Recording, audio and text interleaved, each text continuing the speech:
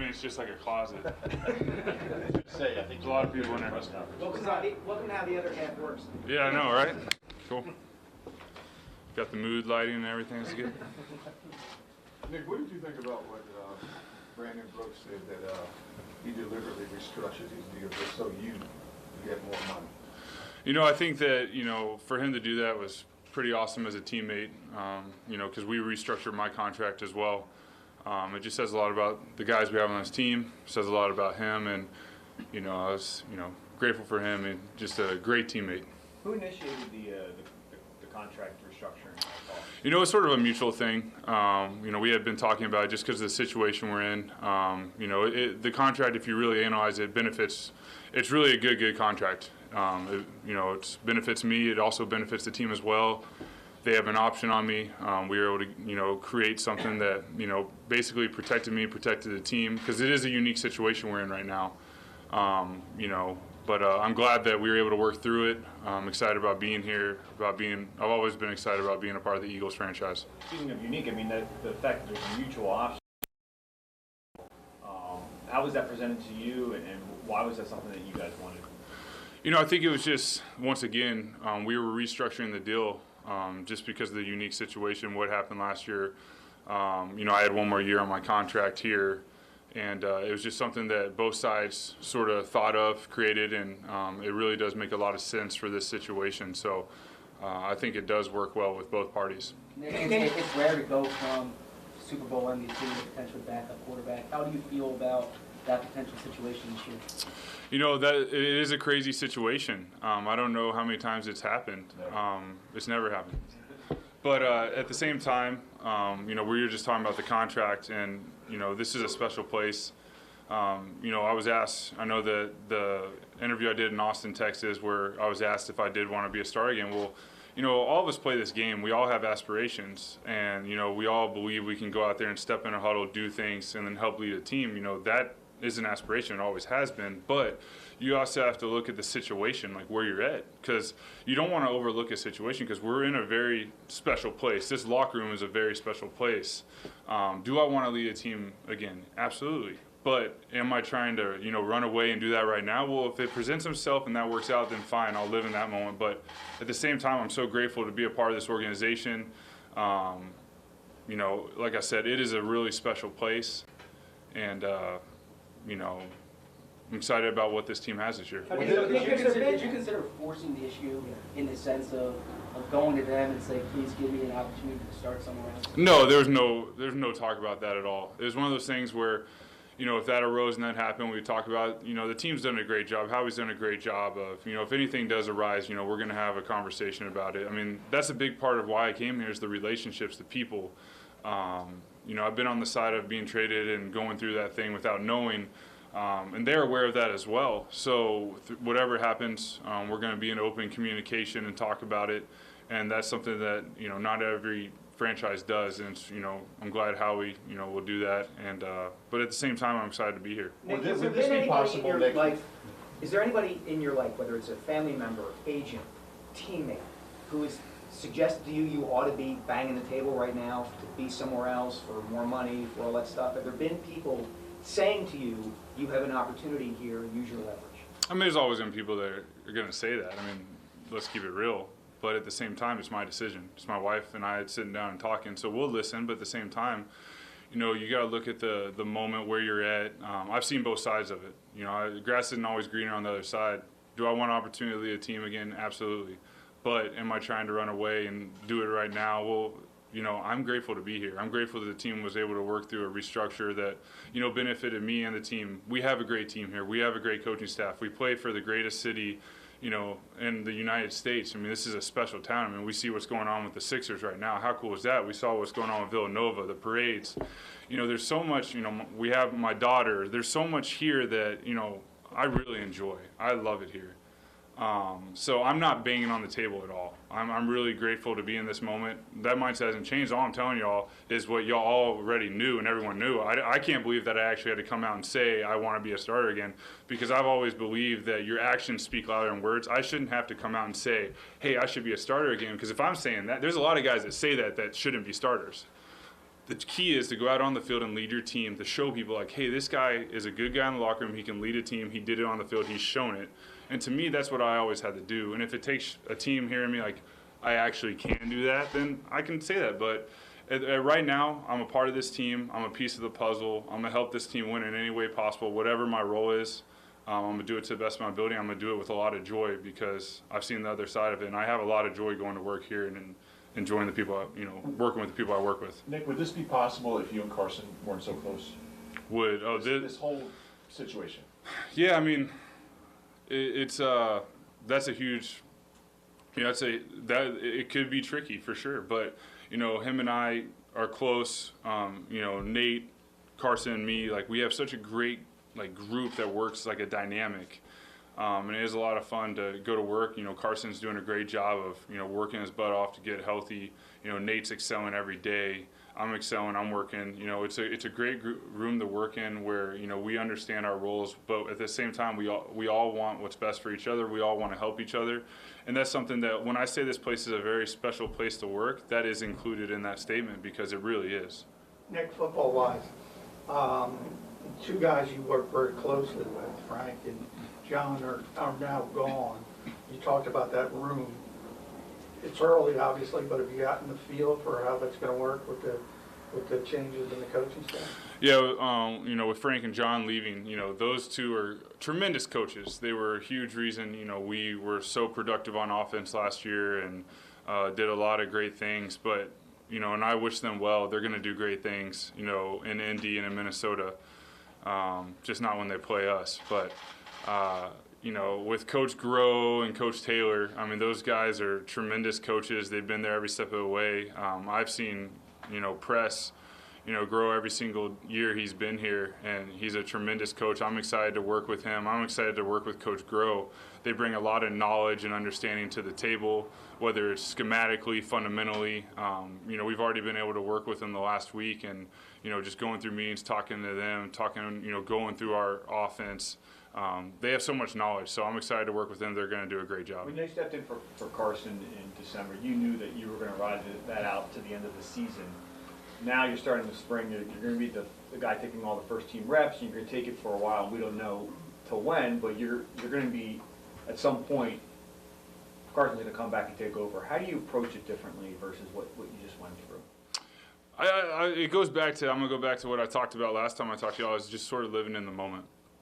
My moment right now is to help this team, in practice and, when we throw, whenever we do things, while Carson's getting healthy and whenever, he gets healthy and, gets back out there, which I'm excited for. I'm excited. I want him to get back out there, get healthy, get back to Carson Wentz, who he was, where he, I want him to, start off where he left off.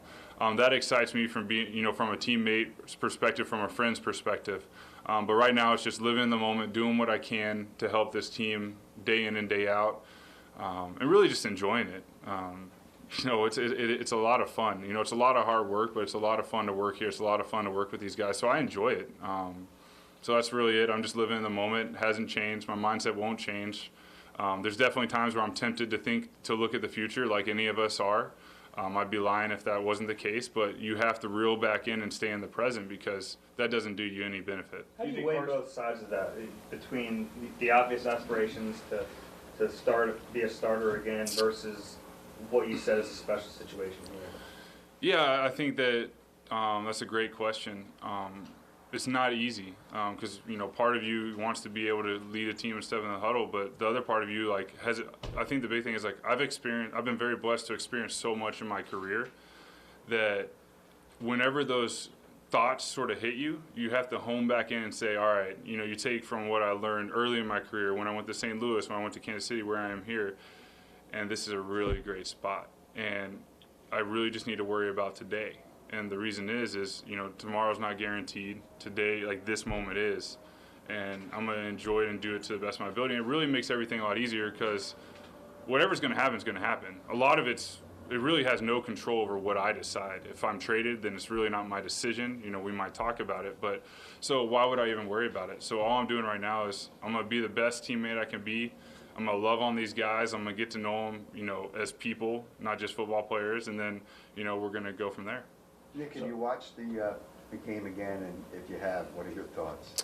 I have not watched the game from our film perspective. I've seen a lot of the. I sat down with either my dad or my father-in-law and watched the FX. They said the FX was pretty cool with the sound effects of the game and everything. So it's sort of like the quick highlight reel of the game, which is awesome because it doesn't. It's one of those things where it's the Super Bowl. You're watching it, you're looking through it, you're seeing the sounds, the emotions, and you're really one of the only guys in the world that can say you really felt what was going on with your teammates. So it's really cool to just sort of reflect on it and hear the sounds of the game. I think the FX does a good job of portraying it as real as they can. Nick, on the 4th and goal play, on the Philly play. Yeah. What made you suggest that to Doug? It was a gut feeling. Doug and I had talked about it for weeks about when we'd want to call it, and the situation that we had sort of talked about. Doug had sort of talked about second half.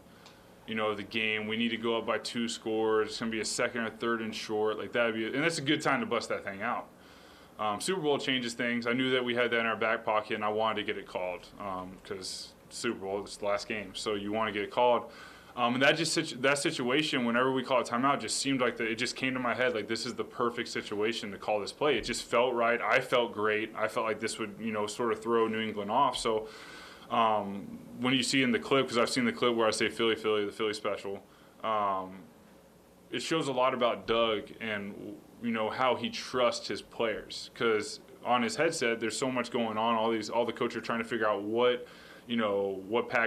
personnel package we need to be in, what play we're going to run, all that. But he just says, let's go do it, And all the guys are excited in the huddle, say the play call, go do it. And it's just one of those ones where it was a gut feeling. We were playing ball, living in the moment, just sort of, hey, this is perfect. And now, crazy enough, it's a legendary Super Bowl play. And because of when it happened and how it happened, and it's pretty awesome. Nick, how critical do you think chemistry was last year, and what will it be? What's the challenge to replicate that kind of chemistry? Yeah, I think chemistry is one of the greatest things a team has, and it's not talked about enough. And it really comes down to end of games, when adversity hits, 4th down calls, the crucial points in games. That's when the chemistry, the love for your teammates, that relationship sort of comes into full effect because you need a little something extra in those moments. The team last year, amazing, just because of the core group of guys and the coaches and just everyone in this building. It starts from Mr. Lurie down. I mean, they do it the right way. This year, obviously some guys left. They had great opportunities to go play elsewhere, or just how the league works. We'll draft guys, we'll sign free agents, we'll sign young rookies. And then we're gonna teach them how we do it here in Philadelphia, and then we're gonna bring them along. We're gonna get to know them as people, and we're gonna help them as players. So I think every year you just want to keep getting better and better, and it's all about that family aspect. Everyone talks about it, but not all the teams do it, and this place does it, and that's why this team was so special. That's why the team was able to accomplish the goal of being Super Bowl champions. Have you talked to Carson since the contract extension? Has he? I wouldn't even phrase it as a contract extension.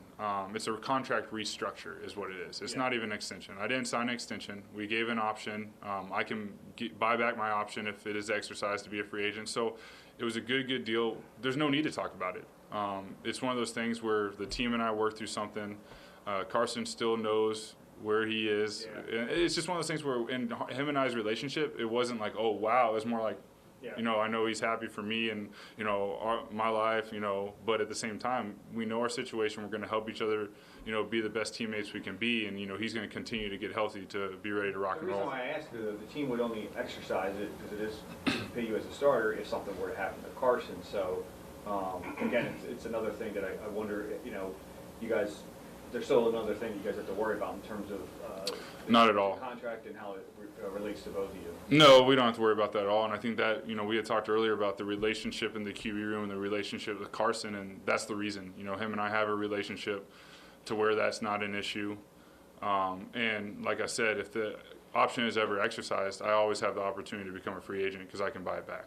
How's life different being the Super Bowl MVP?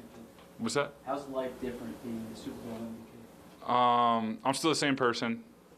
Just can't go many places. I'd say that's it. It is different just walking around, I'd say maybe expectations from different people that, you know, we're still the same people. We haven't changed, but it might be perceived that way. Like, I'm just talking about my wife and, you know, my family, you know, like how we are. Because, I mean, it's a lot. You know, it is a lot that you go through. Winning the Super Bowl is a big stage. Being named MVP is a big stage. So that is something that you have to, I don't know if you'll ever get used to it, but it eventually probably dies down a little bit to where you can handle that. Because I'm a pretty simple person. Y'all have known me for a long time. I'm not going to change. Like, y'all know my number one priorities are my faith and my family. That will never change. But I'd say the stage of it is something that, you know, I'm acclimating to still.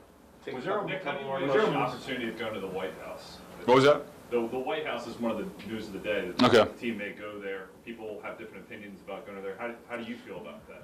You know, whatever the team decides, I'm going to be with the team. You know, whatever this team, I've always said that about this decision. It's, you know, I'm a part of this organization, so whatever the organization decides, I'll be with the organization. We talked to you the morning after, the next morning, early next morning, and you said it still didn't seem real. And then I think you flew to Disney World that night or that day. Right after that. Yeah. At what point did it seem real? At what point did you kind of, hey, this really happened to me? Still working on it. You know, it's just, I don't know if it'll ever really set in. I don't know if it's ever really meant to, because it's that great of something to be a part of. And to do it in the city of Philadelphia with the guys I did it with, you know, after everything that had gone on, is always something that's very humbling. It's very special. I feel undeserving to be a part of it. And it's just something that, you know, I wake up, there's times where I wake up and I walk in and see the banner and be like, wow, did that really happen? Though, when I look at my locker and I see the Eagles colors and I see my locker, there's part of me sometimes it's just like I'm a part of the Philadelphia Eagles because I was once, you know, not here. So I'm still adjusting to all that. But I think it's really special for the city. It was really special for me to be a part of it. It's really special for everyone in that locker room. It will be forever. I've run into so many people across the country because I live in California in the off season. That's where my wife's from. That's where, you know, we'll probably raise our kids. And there's Eagles fans everywhere, grown men coming up to me at dinner when I'm with my father, pretty macho guys that all of a sudden break down and cry. And you see the emotion in the heart of it. Like, they've waited their whole life. Their father waited his whole life, their grandmother. And I know when we won the game, all of us in this locker room realized that, and that's why it was so special, because we did it in such a unique, special city. And that's why, like, when everyone wants to talk about, hey, you want to go start here? Yeah, I have aspirations to lead a team. Do I wish I could play my whole career here? Absolutely. But I know the situation. I'm grateful for that. But I am grateful to be in this locker room at this moment, to be here, because I genuinely love this city with all my heart. Nick, the draft Say is one more. the draft is in 2 days. Are you curious at all? You have one of your rivals, the Giants, has the number 2 pick. That can be a place where a team can change its fortunes. I didn't even know they had the number 2 pick. Okay, So. there you go. So you're not thinking much about how it might play out and affect things. You know what? I don't watch many sports. The draft I watched was the one I was in, and the power went out the house, so I technically didn't even watch it when I was drafted. All I know is about the draft is it's such a cool opportunity for these young rookies to live out their dream. It's really a special moment, and I'm just talking from experience. We'll have it on to see, you know, because I think the big thing is, like, these guys have worked hard their entire life to have an opportunity to be in the NFL. It doesn't matter if they go to the Giants, the Cowboys, the Redskins. Like, I'm really happy for those individuals because they're living out their dream. They're living out their family's dream, and they're going to be able to do a lot of great things with it. I'm excited to see who we get. I'm excited to see who we sign as free agent, because if y'all don't, remember Corey Clement, won a draft pick. Dude's pretty darn good. So, you know, I'm excited to see who our new members of our team will be, so we can take them in and get to know them as people and just sort of help them in their rookie year, because that rookie year is a big year. And this is a great team to go to, because you have a lot of veterans that are going to want to help those rookies out, help those free agents out, help those draft picks out, and help them grow. And because we're going to need them to play well. Take one more for Yeah, Rob. when the game was over, there was a lot of talk about Tom Brady not coming over, no handshake. Do you have any explanation for why that happened? Were you disappointed by it? You know, no, we haven't, and I'm sure we will someday. Y'all saw it, y'all were there. Chaos happens very quickly. The clock hit 0. I got to enjoy 1 second to myself, and then for the next 4 hours, it's a blur. And it's one of those things where it's crazy, and I think the world of Tom Brady is one greatest ever. I really enjoy getting to compete against him and his team on that stage. So I know someday I'll run into him. We'll have a great conversation. And no, I still think he's a tremendous player. Great role model for everyone. All right. Thank y'all. Thanks.